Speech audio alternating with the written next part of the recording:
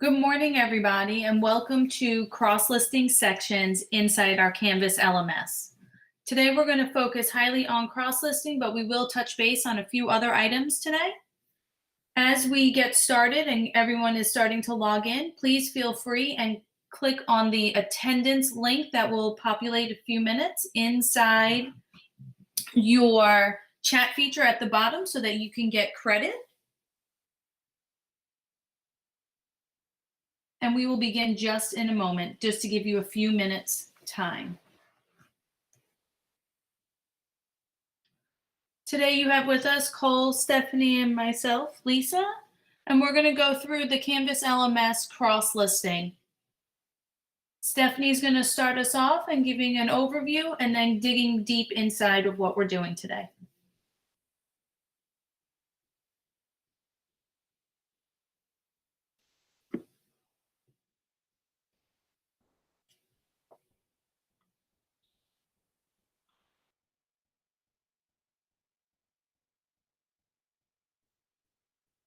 Good morning, and we hope that you guys had a great Christmas break. We wanted to bring you some exciting news about cross-listing. We know that this is going to benefit a lot of people.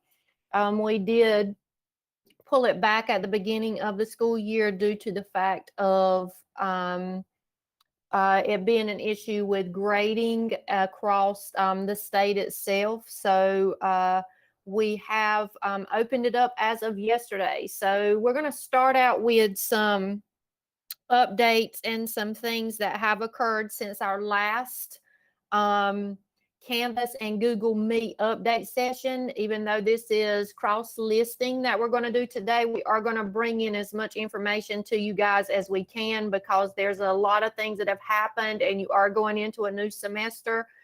We just want to make sure that we get this stuff out to you so that you are aware of some bugs that's been fixed, as well as some of the updates that have taken place.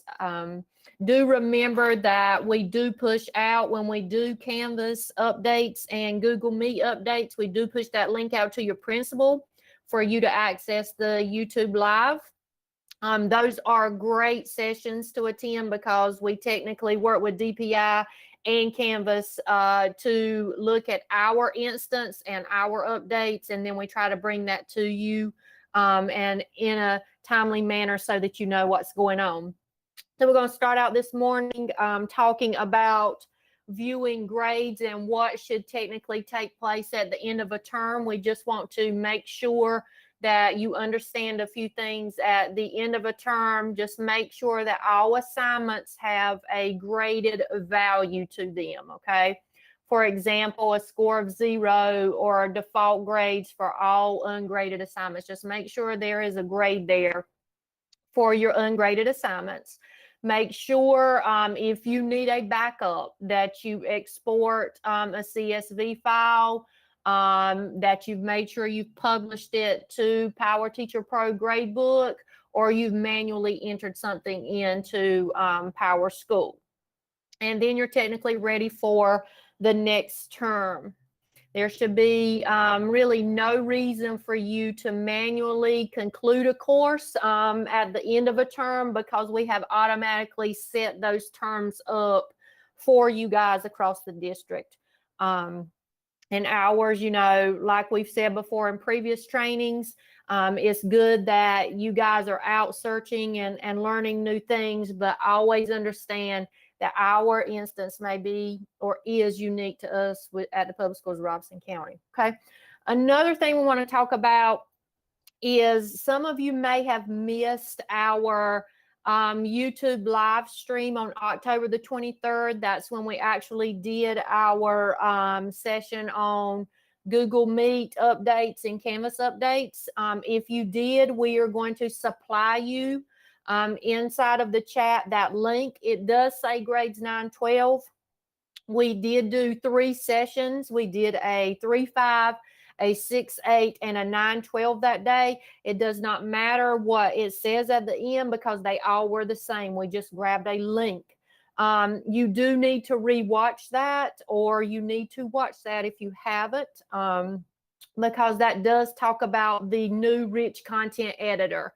And that is a new look that is in the assignment area when you go to work on a page. It is wonderful for you as a teacher. It has so many updates to it versus the old rich content editor that was there. We will tell you that on January the 16th, Canvas was going to push out the new rich content editor, which is called RCE. We have already turned that completely on. So when you go to build your pages, they're going to look a little bit different to you. So please take a look at that live stream from October the 23rd if you have not. Another thing for our students in this area, for Rich Content Editor, when they submit media, what happens now is the actual media file goes into their user files in their folder. So there is a user file inside of their area for where their media files are downloaded, and they can technically share from those files being on the right-hand side. Again, please make sure you watch that previous YouTube if you have not. We have also turned on what is called the student enhancements, which means how a student technically turns in an assignment. That has been completely turned on as well. We did that training on October the 23rd, and we had it as an option. We have now turned it on so that it is everybody across the district is cohesive. Now let's talk about a little bit about the student view button. So you actually see on your screen, we're in our teacher sandbox.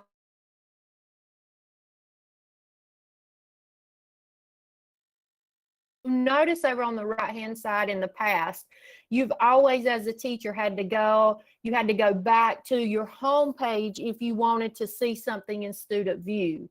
You'll notice there's no student view button there anymore. That student view button has been removed or actually replaced with the actual icon in the upper right-hand corner, which it looks like a little pair of glasses. This means that the teacher does not have to go back to the home page each time to click on the student view. It is supported through the individual Canvas pages, which is awesome for the teacher. This allows you to view individual pages using that Test Student tab more quickly.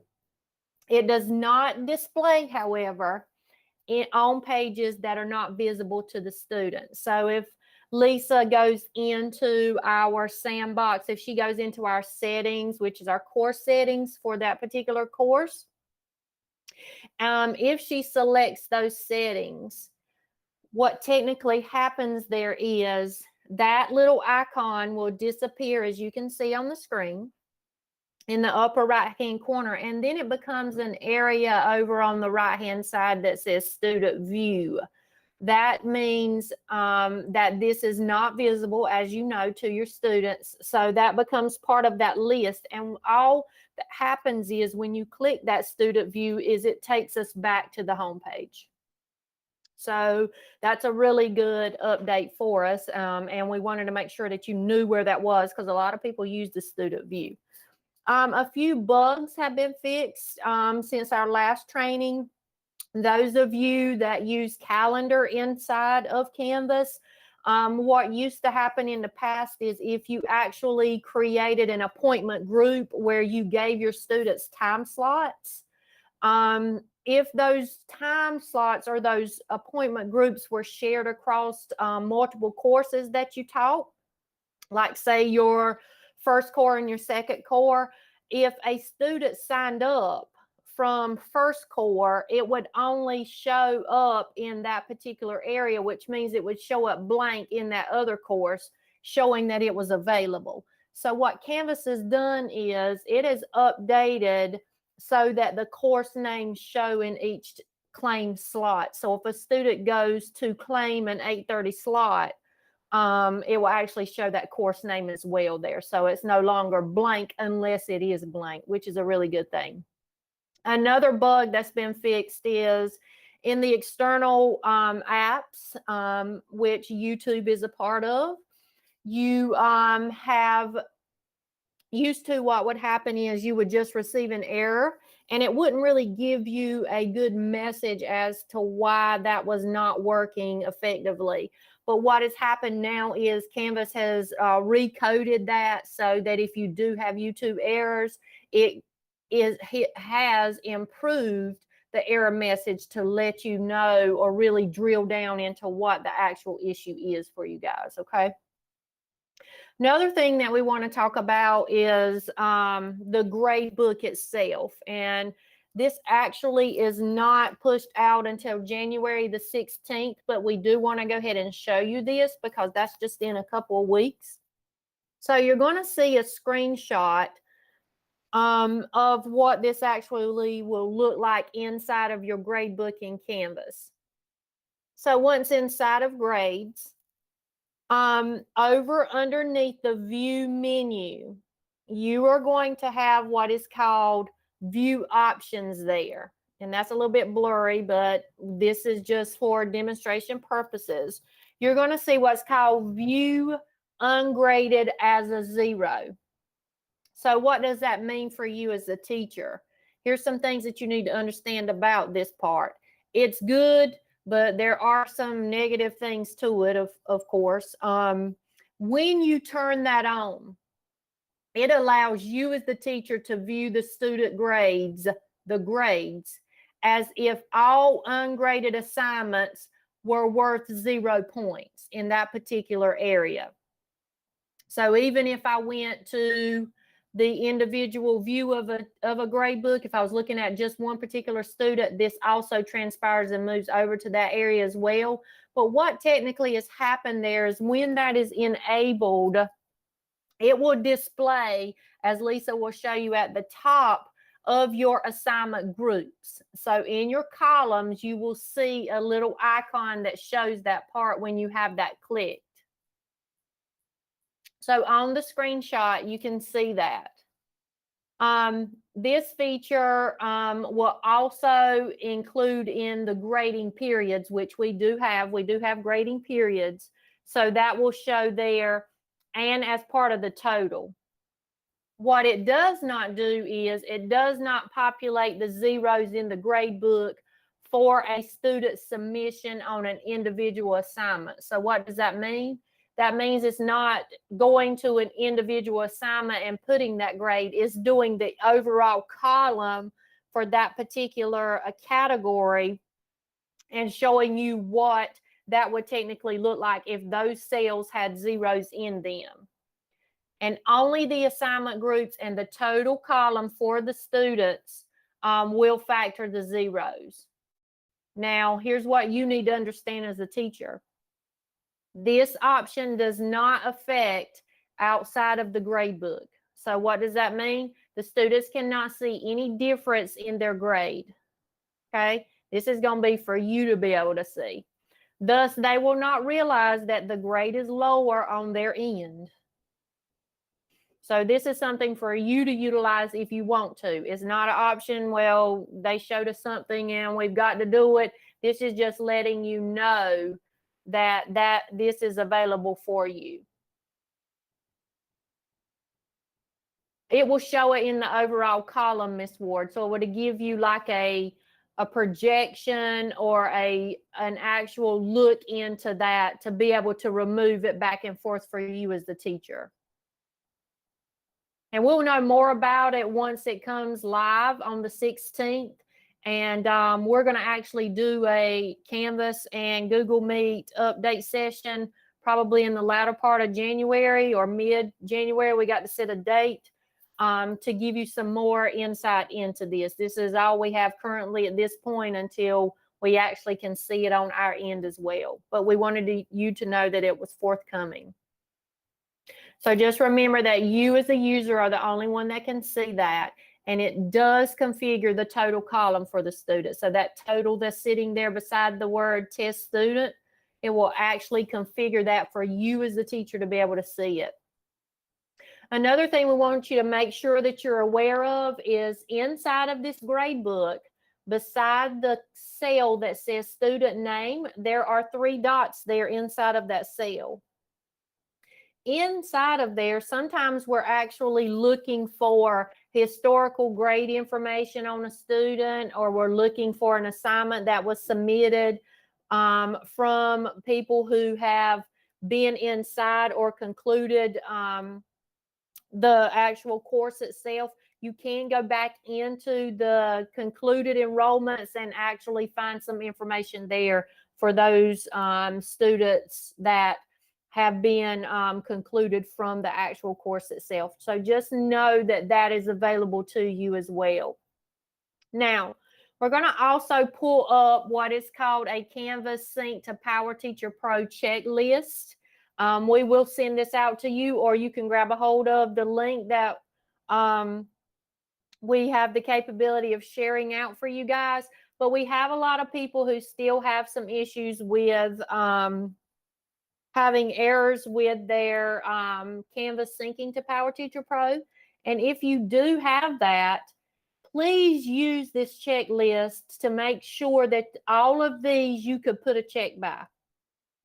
Because technically what happens is one of these is probably an issue when you go into actually completing and understanding why you have that error, okay? So this is just a checklist for you that you can utilize. Don't have to, but it's just available for you to help support you and try to make things easier for you. Now we're going to start on what we all came here for. We're going to talk about cross-listing. And like I said previously, that was turned on yesterday for you guys. All teachers across the district have this. We do want to reiterate that we are talking to teachers right now at this point who are cross-listing, excuse me, because they teach a semester course, a 9 weeks course, not a year-long course at this point. You will be able to, if you are year-long, to cross-list at the beginning of the 21-22 school year. We do not suggest that you cross-list if you are a year-long course at this point in the year. So this is for people who are starting a new semester. You are welcome to listen, however, if you are year-long, because you will learn how to do cross-listing for when it does take place for you. Cross-listing is technically taking your courses and pulling them into one main course. So when we talk today, we're going to talk about a parent course or a hub course, and we're going to talk about a child course, those being the ones that we're going to put inside of the parent or the actual hub course itself. So let's get a few things out of the way so we make sure that we understand cross-listing and the importance of how this can affect you. Cross-listing allows you, like I said, to move the sections from, you're going to take your child courses and move them into a parent. It is helpful for you as the teacher. Why? Because you can take several sections that you teach and have all the same material in one course and manage all that coursework in one single course itself. But understand that is taking all of your students and putting them in one course. It does separate in grading, though. You will be able to separate those out into sections when you're using SpreadGrader and things like that. You'll have that option to see those and grade those as that part. But all of your students become one course. Cross-listing should be done when your courses are published, and your child course must contain at least one enrollment. So the courses that you are taking and moving into the parent course must have one enrollment in it, which means it must have a student. And here's the important thing. We're going to talk about today how to cross-list, but we're going to talk about how to decross-list and how to recross-list. If you decide that you are going to decross-list a section, which means you're going to pull it out of that main course, you always want to make sure that you're enrolled in both of the courses before you decross-list. So make sure you're in the child one and you're also enrolled in the actual, the parent one as well. Make sure to cross list before you assign activities to your students in Canvas, because it moves the students, but it will not move the work.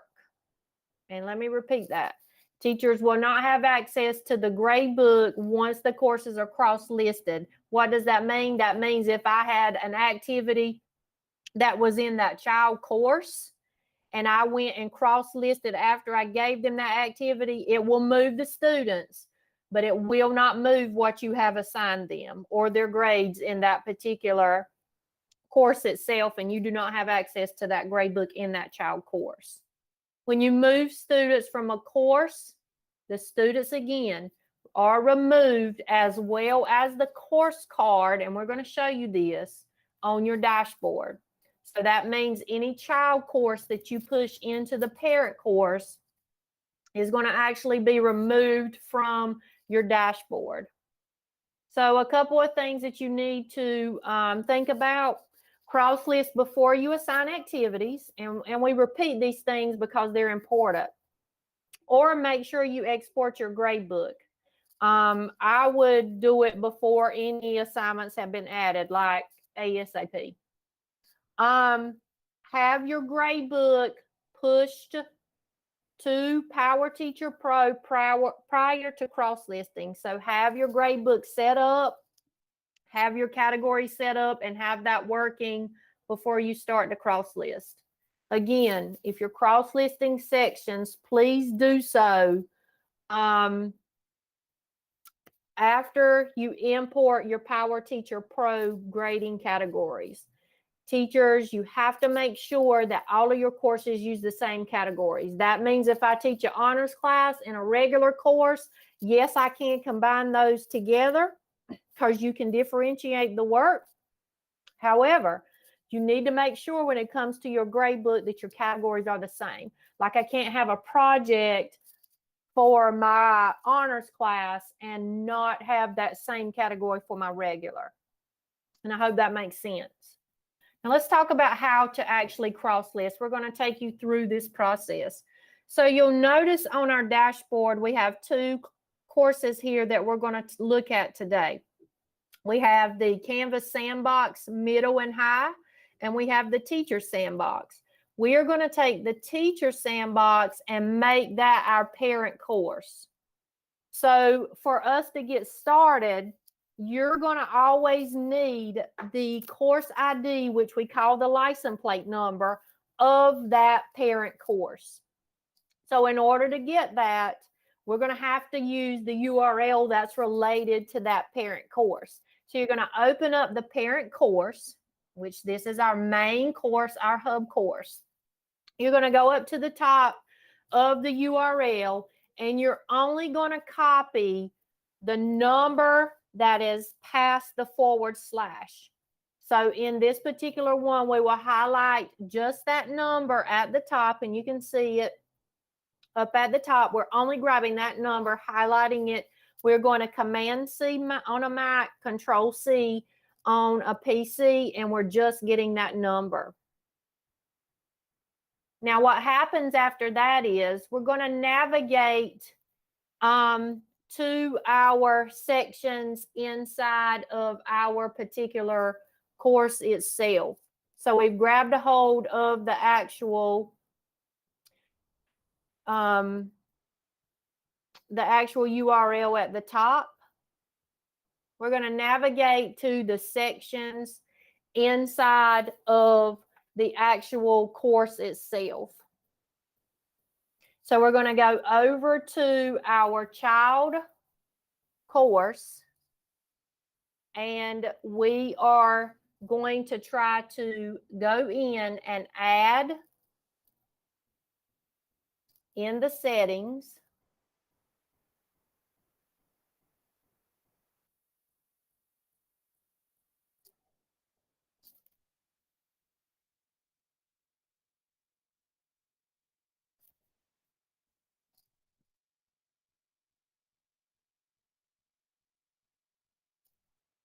We're going to click on sections, and the one we want to grab a hold of underneath settings and sections is called Canvas Sandbox 6 through 12.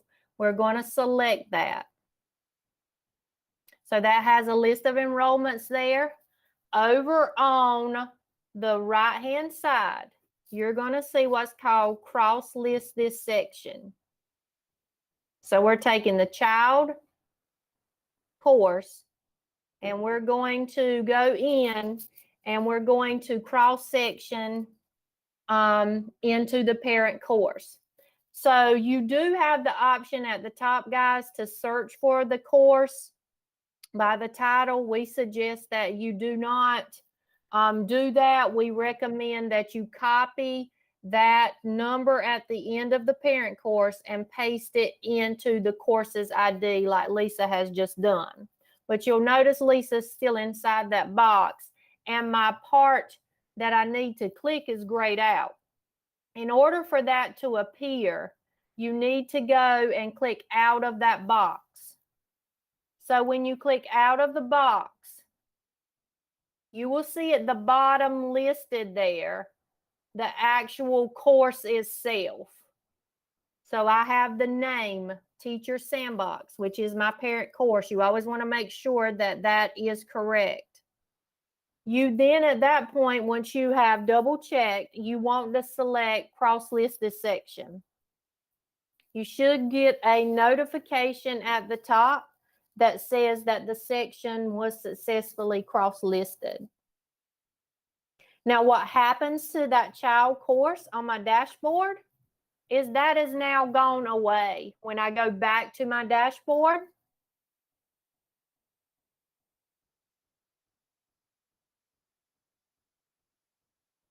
I will only see up at the top,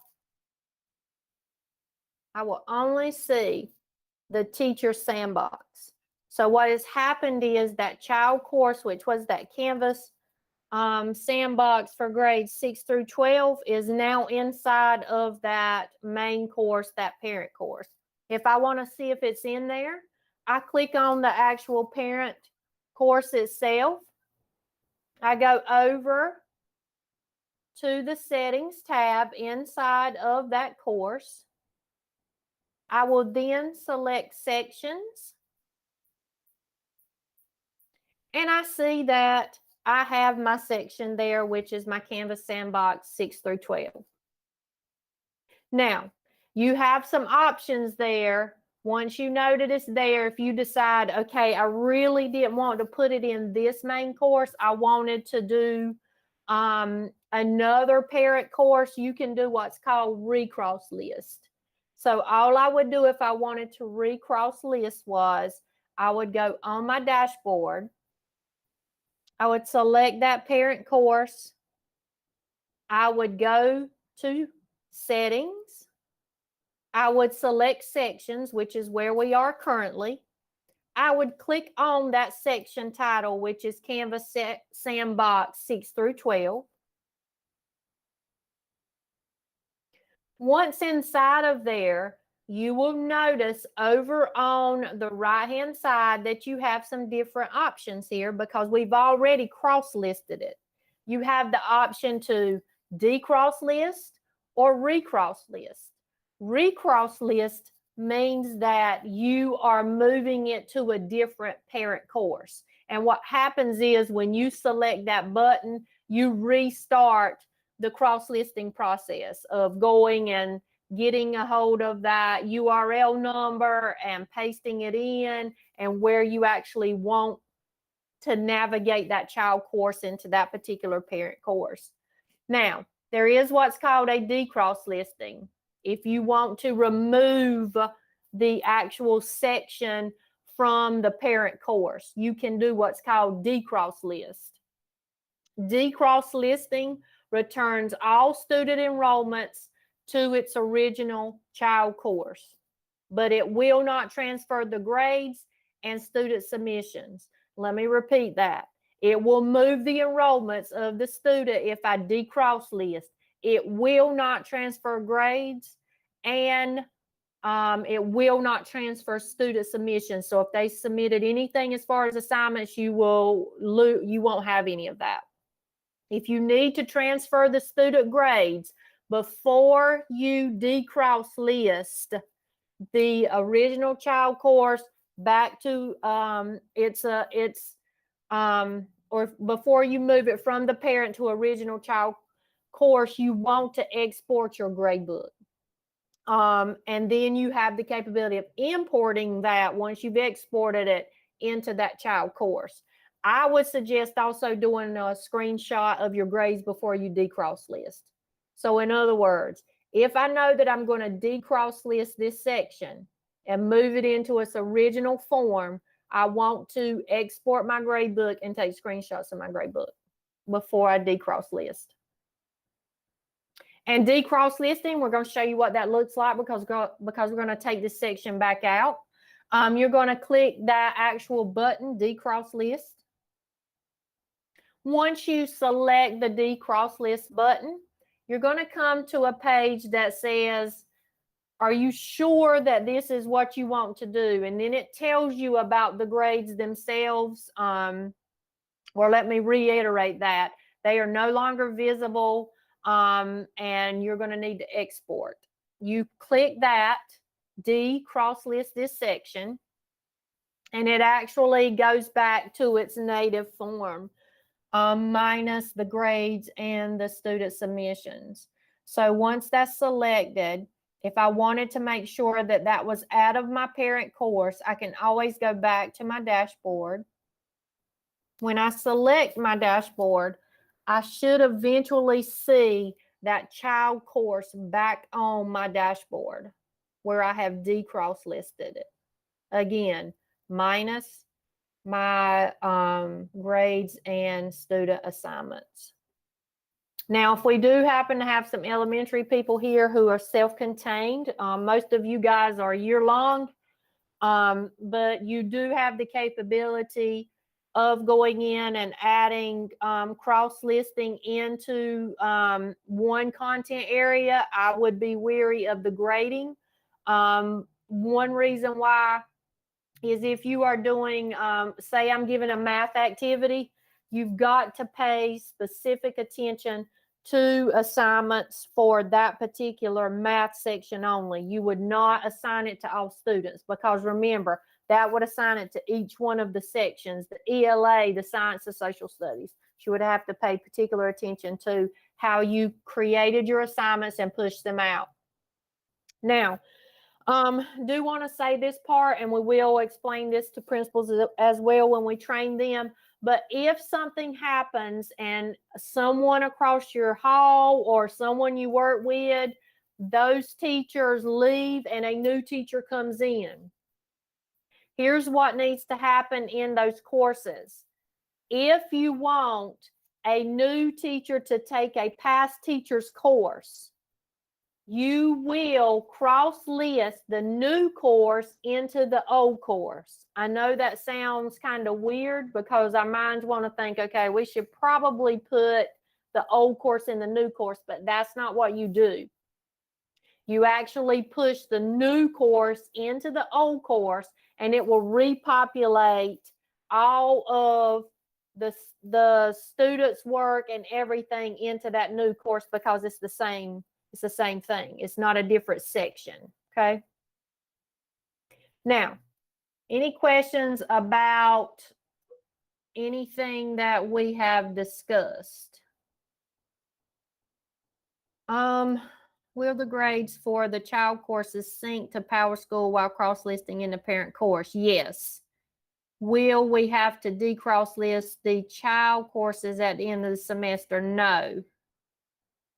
Why are you not getting paid for this? I do not know, Luke. I do get paid, and I am very thankful that I have a job, okay? I feel blessed, so I'm good.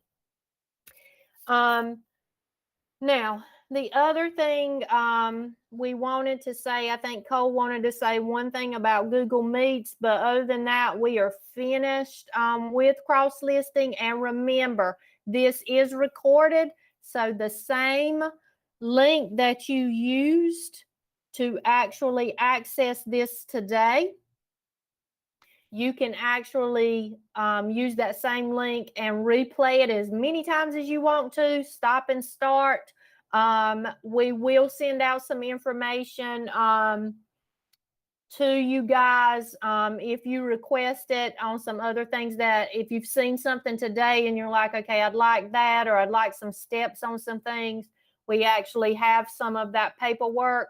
But most people like videos, so we are using videos. And let me repeat, if you are a year-long course, we advise you not to cross-list at this point. All right, Cole, it's all you. Good morning, everybody. I'm going to be very brief.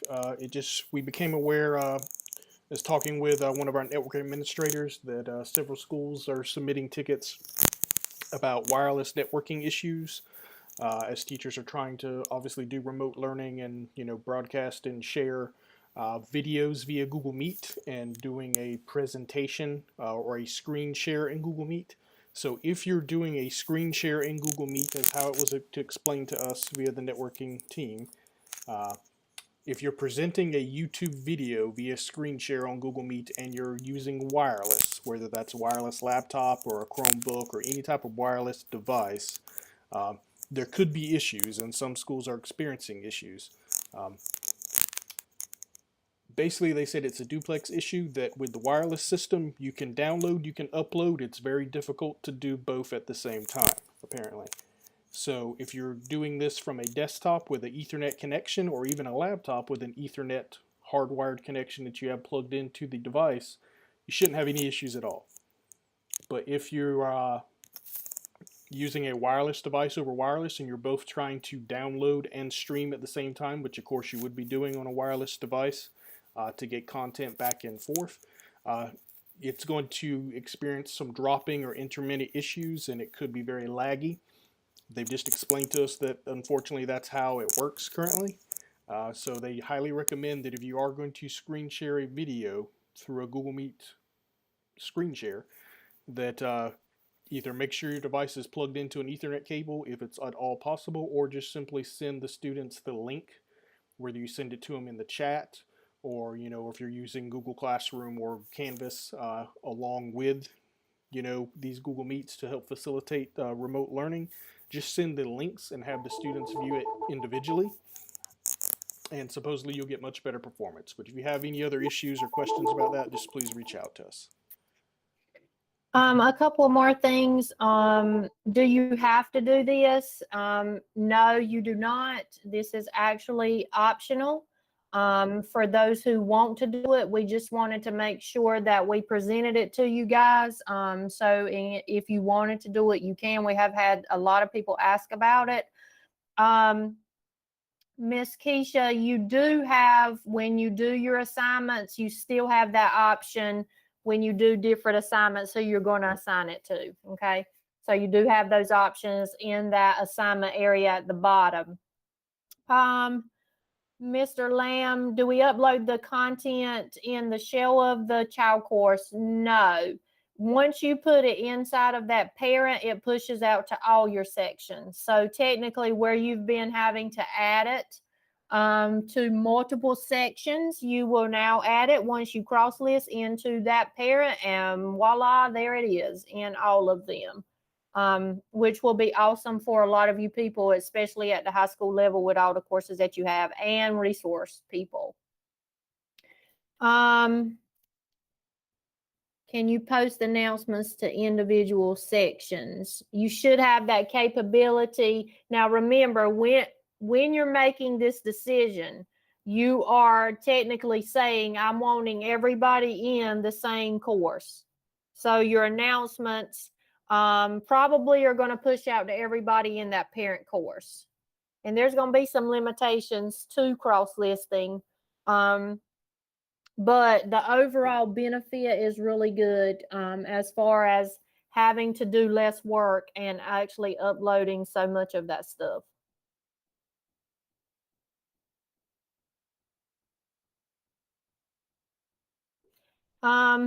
Mr. Hill, have you actually did the cross listing?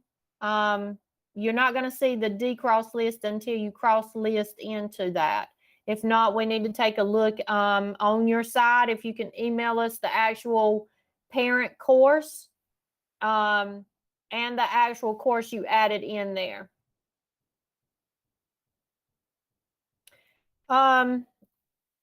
If you have put content into that actual child course, I would suggest that you kind of leave those blank and push everything over and then put it inside Mr. Lamb into the parent course itself, because that's going to be repetitive. And remember, a lot of your content, as far as assignments and stuff, once your students were to start actually tomorrow completing things, you're not going to be able to see that on your end. So I would go ahead and just cross list and then put all my content in that parent course.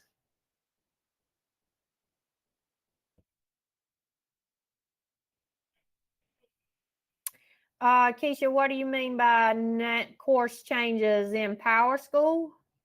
Or are you talking about you changing it for your name? Because you know you can change that. You can change the name of your course in your settings.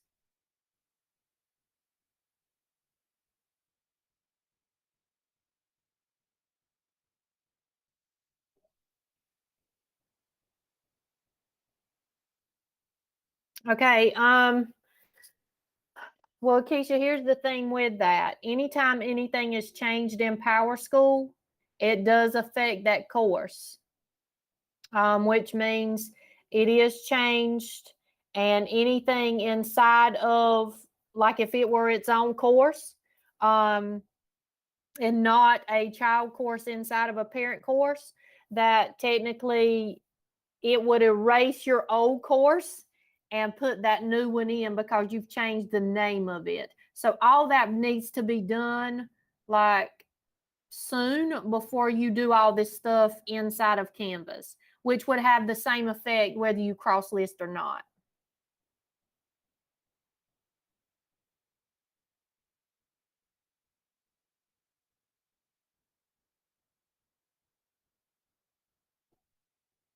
Now, if you assign to everybody, Miss Tamara, yes, everybody will be able to see, but you will have the option. If you say all students, then everybody sees that assignment, but you do have the option to assign it just to that particular section. Most of the time, Miss Keisha, yes.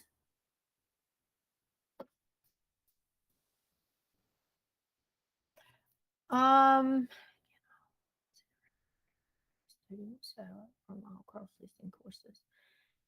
There should be, students should be able to interact with each other in the cross-listing. Okay.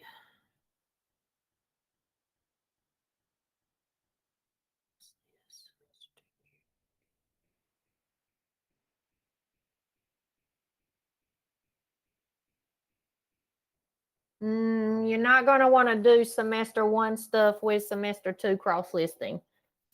That's getting into two separate things. The reason why we're opening cross-listing to high school is because you're getting new students, you're getting different enrollments. So I wouldn't suggest mixing those two semesters together.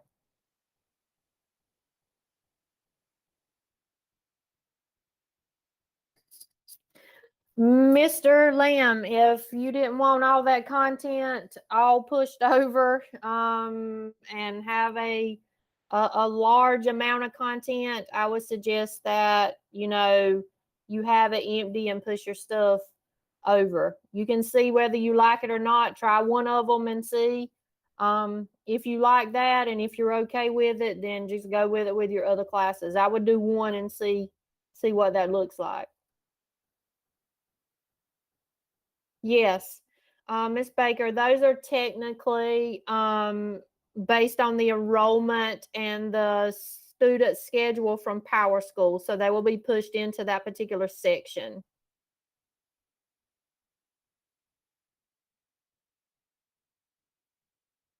You're welcome. When I go into my class, the cross-listing option is not there. So when you go into your settings and sections, and you click on that section, you do not see cross-listing on the right. Because remember, you have to grab a hold of the parent number from the URL. You have to go to the child course, go to settings, sections, click on the section, and then over on the right. Okay. Email us that course and we'll take a look at it.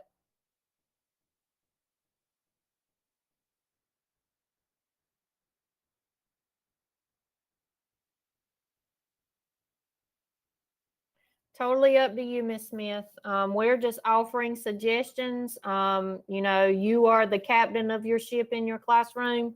We're not trying to tell you guys what to do. We just offer the best suggestions whenever we are looking at Canvas and the things that take place. Okay. All right, guys. We are going to turn you loose, and we do appreciate anything. If you need us, email us.